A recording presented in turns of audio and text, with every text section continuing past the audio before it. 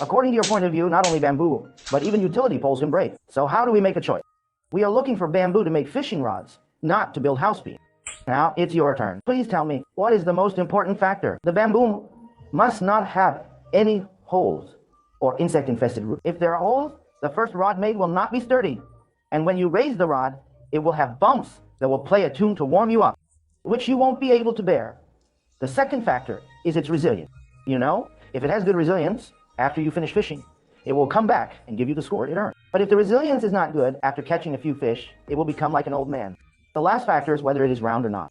And if it is perfectly round, it means that the bamboo material is not straight. So, how much can be left in the end? It would be considered good if 20% of the batch materials can be salvaged.